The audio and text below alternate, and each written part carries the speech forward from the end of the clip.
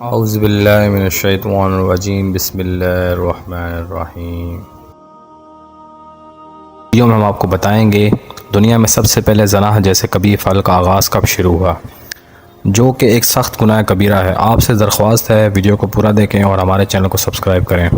ناظرین، جب حضرت آدم علیہ السلام اور اماں حوا نے شیطان کے بہکاوے میں آ کر اللہ تعالیٰ کی نافرمانی کی اور شجر ممنوعہ کا پھل کھا بیٹھے تو اللہ تعالیٰ نے حضرت آدم علیہ السلام اور حضرت حوا علیہ السلام کو زمین پر اتار دیا اور اللہ تعالیٰ کے حکم سے نسل انسانی کی شروعات ہوئی اور حضرت آدم اور حضرت حوا علیہ السلام کی اولادیں ہوئی۔ روایت کے مطابق حضرت حوا کو 20 حمل ٹھہرے جس سے 40 بچے پیدا ہوئے اور ہر عمل کے دوران ایک لڑکا اور ایک لڑکی پیدا ہوئے تھے۔ ناظرین، شریعت آدم کے قوانین کے مطابق ایک حمل سے پیدا ہونے والی لڑکے اور لڑکی کی شادی دوسرے حمل سے پیدا ہونے والے لڑکی اور لڑکے سے کر دی جاتی تھی، اور ایک عمل میں پیدا ہونے والے لڑکا اور لڑکی آپس میں بہن بھائی قرار دیے جاتے تھے۔ اسی دوران حضرت آدم اور حوا کے ہاں حابیل اور قابیل پیدا ہوئے۔ چنانچہ قابیل کی بہن اکلیمہ بہت زیادہ خوبصورت تھی اور حابیل کے ساتھ پیدا ہونے والی لڑکی اتنی زیادہ خوبصورت نہ تھی۔ جب یہ بچے جوان ہوئے اور ان کی شادی کا وقت آیا تو یہ وہ وقت تھا جب نسل انسانی کے ابتدائی گناہوں کا آغاز ہوا۔ چنانچہ قابیل نے حابیل کی بہن کے ساتھ نکاح کرنے سے انکار کر دیا اور کہا یہ بالکل خوبصورت نہیں ہے اور میں اپنی بہن اکلیمہ کے ساتھ نکاح کروں گا۔ جب معاملہ اس قدر بڑھا تو حضرت آدم علیہ السلام نے حکم دیا کہ دونوں بھائی اللہ کی راہ میں اپنی اپنی قربانی پیش کریں۔ جس کی قربانی قبول ہوگی وہی اکلیمہ کے ساتھ نکاح کا حقدار ہوگا۔ ناظرین، حضرت حابیل بکریاں چرانے کا کام کیا کرتے تھے اور قابیل کھیتی باڑی کا کام کیا کرتا تھا۔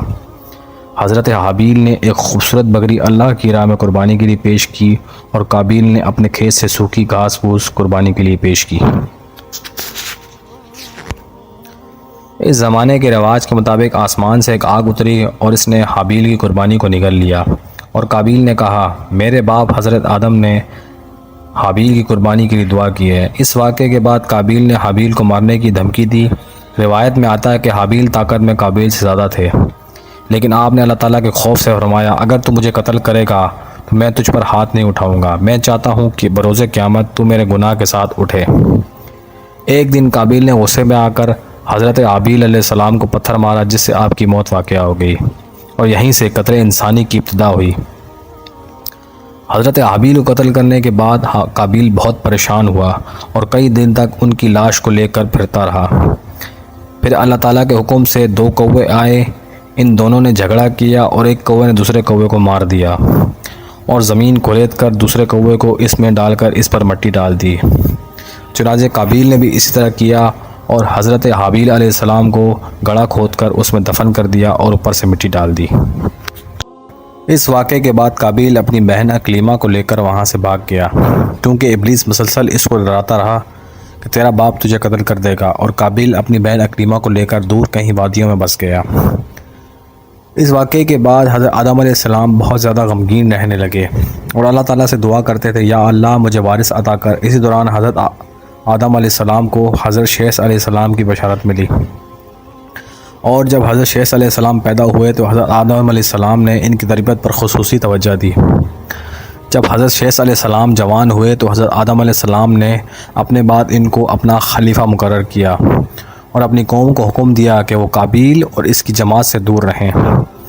یہ نصیحت فرما کر حضرت آدم علیہ السلام دنیا سے کوچ کر گئے اور اللہ تعالیٰ کے مقدس فرشتے نازل ہوئے اور انہوں نے حضرت شیث علیہ السلام کو حضرت آدم علیہ السلام کو دفن کرنے کا طریقہ بیان کیا۔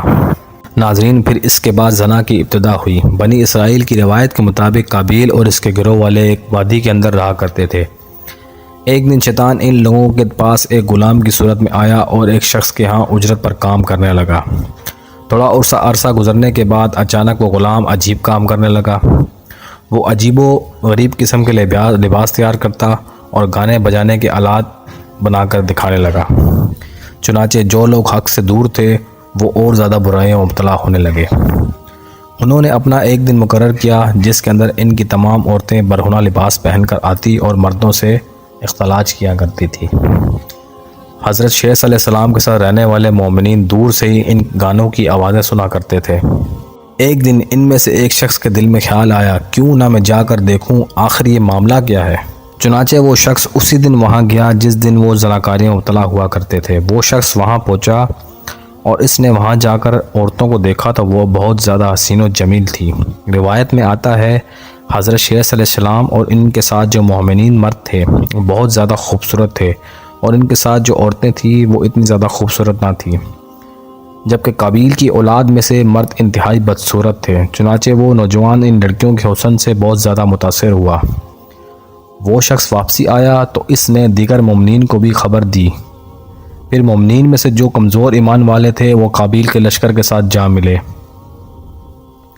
اور قابیل کی عورتوں کے فتنے میں مبتلا ہو گئے اور زناکاریوں میں مگن ہو گئے۔ اسی طرح کرتے کرتے قابیل کی جماعت کی تعداد بہت زیادہ ہو گئی اور حضرت شیس علیہ السلام کی جماعت کی تعداد تھوڑی سی رہ گئی۔ قابیل کی جماعت حضرت شیس علیہ السلام کی جماعت کے مومنین کو طرح طرح سے تنگ کیا کرتے تھے اور ان کو ستاتے تھے، لیکن اللہ تعالیٰ نے حضرت شیس علیہ السلام کی قسمت میں فتح لکھ دی تھی اور فتح حق اور سچ کی ہوئی۔ آپ سب سے گزارش ہے میرے چینل کو سبسکرائب کیجئے اور ویڈیو کو لازمی لائک کیجئے گا۔ بہت شکریہ آپ کا۔